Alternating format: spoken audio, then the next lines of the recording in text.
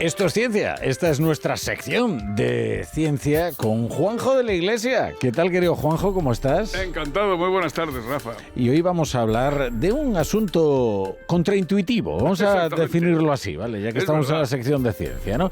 Que es de los ilustres crédulos. Es decir, aquellas personas que, por su inteligencia, se les supone un escepticismo, ¿no? Con las maguferías, con las supercherías, y que sin embargo, oye, caen como todos. Como cualquiera. Acuérdate cuando hablábamos de las sectas que decíamos, como cualquiera, que las sectas no atrapan a gente tonta. Procuran atrapar a gente inteligente y culta y son militantes y caen en ello, ¿no? Claro. Bueno, pues también hay científicos que son defensores de cosas pintorescas. Y hemos comentado aquí, pues hombre, que es perjudicial que la gente con influencia, pues en fin, diga según qué cosas, ¿no? Es peor porque, porque tiene un efecto en la población, ¿no? Cuando hablamos de científicos, es peor porque lleva el marchamo científico algo que no es científico. Claro, si lo hace un cantante, dices, bueno, es verdad que influye, pero claro, cuando es un científico, es que lo ha dicho, incluso, en fin, hasta es por razones obvias. Si un científico apoya una creencia rara, una terapia de estas milagrosa, la gente va a pensar que es eficaz y es segura porque dice, este hombre sabe de lo que habla, ¿no? Lo avala la ciencia. Lo avala la ciencia, en lugar de decir, no, lo dice un científico. Por cierto, la gran frase de la pandemia, lo dice la ciencia. Lo dice la ciencia. Sí, pues la ciencia... Bueno, pues la ciencia es un monolito de certezas, la ciencia. Bueno, no es una cosa, lo curioso es que no es una cosa que esté pasando ahora. Ha pasado de siempre. Me voy a remontar como 3 siglos y pico para atrás. Ahora vamos a entrar en ambiente. Música, maestro.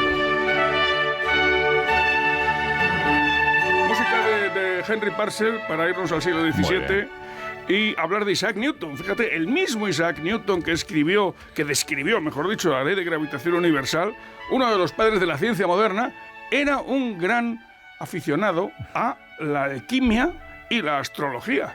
De hecho, escribió mucho más sobre alquimia que sobre la gravitación universal y sobre los principios de filosofía, matemática, etc. Y es curioso.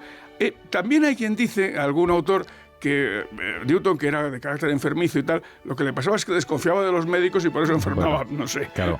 Es verdad que estamos hablando de la medicina del siglo XVII, ¿no? Que era para huir. Sí, y además debía de ser bastante dolorosa en sus tratamientos, que no sé yo qué era más peligroso en la época, la enfermedad o el médico. Bueno, es verdad que fue entonces cuando se dieron los primeros pasos hacia lo que podemos llamar la medicina moderna, ¿no? Pero aún estaba todavía en pañales. Claro, era una mezcla así como de tradición medieval.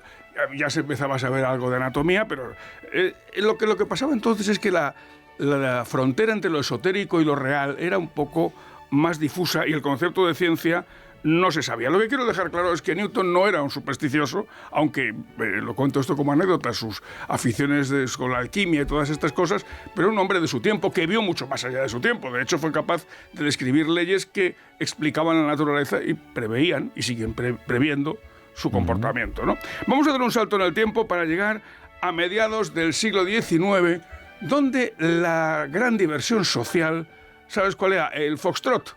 No. El espiritismo. Ya están aquí los fantasmas, siempre los mismos fantasmas, con sus montajes fantasmas. No voy a hablar de un científico en realidad, sino de una persona que utilizaba la ciencia para su trabajo, la ciencia aplicada, que era Edison, el hombre de las 1000 patentes. Bueno, pues este hombre... Un inventor. Sí, un inventor. Pues en una entrevista con la revista científica, ¿cómo se pronuncia? ¿Es Scientific, Rafa? A ver, ¿cómo? ¿Tú qué hablas? Es Scientific. Scientific. O sea, americano. Estaba trabajando, en una entrevista que le hicieron, él declaró que estaba trabajando en una especie de teléfono para hablar con los difuntos.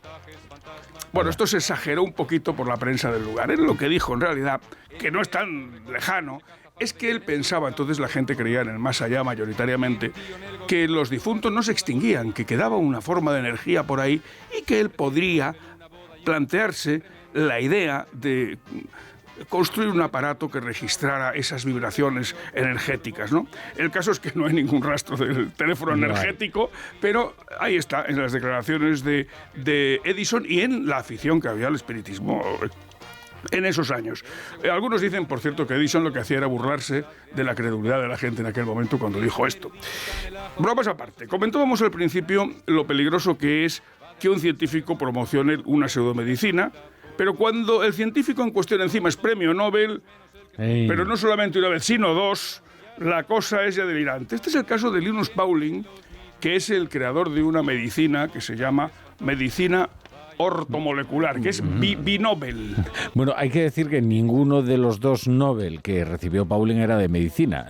Uno era de química y otro de la paz, por sus investigaciones sobre la naturaleza del enlace químico y por su aportación al desarme nuclear respectivamente. Es decir, era un hombre efectivamente comprometido y culto, y inteligente. Y ecléctico, pero que de medicina igual no sabía tanto. Y de hecho la medicina ortomolecular, que se la inventó en el año 68, año en el que pasaron pintorescas cosas por doquier, pues consiste básicamente en la idea de que mantener la salud es una cuestión de equilibrios nutricionales y que todo se soluciona con suplementos nutricionales. De hecho, planteaba él la cuestión de administrar suplementos vitamínicos constantemente. ¿Cuál es el problema, en realidad? Pues que no hay ninguna evidencia de que esas prácticas sean eficaces, por lo que es considerada una pseudoterapia. Bueno, hombre, sí hay evidencia de que con una dieta equilibrada se obtienen los nutrientes necesarios y no suelen ser necesarios los suplementos, salvo en casos especiales como embarazos, por ejemplo. Es decir, la dieta es fundamental. Claro. Fundamental para prevenir y también para mantenerse en Puede haber algún caso, pero no es lo que mantiene la salud en términos generales, sino comer una dieta equilibrada. Es más, que si le detectan un tumor maligno, la dieta no va a acabar con él. No es una cuestión de desequilibrio nutricional. Es más, las dosis masivas de vitaminas que propone la medicina ortomolecular, lo digo porque es una medicina muy en boga ahora mismo y bastante cara, pues pueden producir problemas de toxicidad. Por muchos premios Nobel que tuviera Pauling, en fin, no acreditan, y por mucho que fuera 2 veces premio Nobel, esto no acredita en absoluto sus informaciones. O sea, cuidado con esto. El hecho de que un científico de gran renombre con Nobel respalde una teoría médica no la convierte en verdadera. La validez no es porque el señor tenga un Nobel, sino porque se base en la evidencia científica, no en el prestigio personal. Y esto es grave porque no es el único Pauling, ¿eh? No. Hay otro premio Nobel, Brian Josephson, premio Nobel de Física en el 73, que dice que la telepatía, que hay fenómenos paranormales que no es que sean imposibles, que es que no se han estudiado. Y dices, ¿pero cómo se van a estudiar fenómenos de los que no hay ningún registro? Claro, dice, es que la telepatía es posible. Bueno, será posible, pero dígame usted un ejemplo y todo eso se lo investigaré. Pero sí, cualquier cosa es posible, teniendo en cuenta que demostrar la inexistencia de algo es metafísicamente imposible. Ahí está. Los gamusinos. Demuéstrame usted que no existen los gamusinos. Pues no se puede. No se, claro, es lo que hablábamos. Es que demuestre usted la inexistencia de Dios. Tampoco se puede. Tampoco se puede. Es imposible. No se puede. Por eso no es una ciencia, es una religión y hay que distinguir una cosa de otra, ¿no? Sin duda. Para terminar, fuera del ámbito científico, nos vamos a ir un momento, porque hay personas influyentes que no están en ese ámbito. Por ejemplo, Conan Doyle era gran defensor del espiritismo y creía en las hadas. De hecho, tenía unas fotos con un trucaje horrible y estaba convencido de que eran hadas de verdad.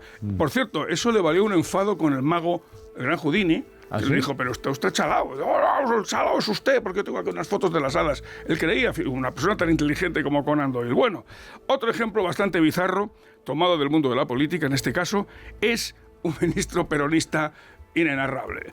López Rega, música, maestro. Pero, qué grandes somos, mi general, cuando vales, pero.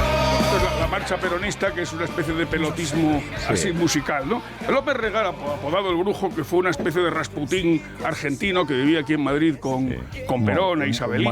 Mal bicho, ¿eh? Un personaje, fue el fundador de la AAA, entre otros méritos estupendos que tenía el pollo. Era un ocultista disparatado, escribió un libro de astrología y hay testimonios de historiadores y de periodistas que aseguran que realizaba rituales esotéricos con la momia de Eva Perón, que acabó en Madrid, en casa de Perón, en los años 70, se la devolvieron a Perú y la tenía en su casa. Y se la enseñaba a las visitas. ¡Qué barbaridad! Y entonces hacía allí como rituales para transmitirle a Isabelita el espíritu de Eva Perón.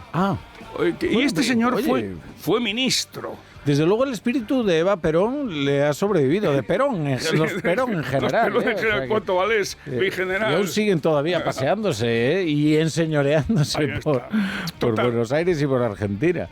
Conclusión a la que quería yo llegar, que las afirmaciones basadas en el prestigio, bueno, en este caso no es que sea el prestigio, en la influencia en general, no son buenas de por sí. Debemos tomarlas por irrelevantes, cogerlas con pinzas. Lo único que garantiza que una afirmación es falsa o plausible es que esté basadas en la evidencia, por mucho premio Nobel que haya por medio, porque si no hay evidencia, ni premio Nobel, iba a imitar al presidente del Senado, pero no lo voy a hacer. Ni premio Nobel, ni nada. Ni nada en vinagre. Ni nada en vinagre. Ni pepinillos en vinagre. Eso es.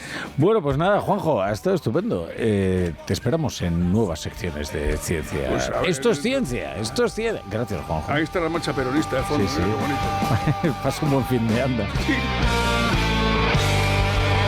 La brújula.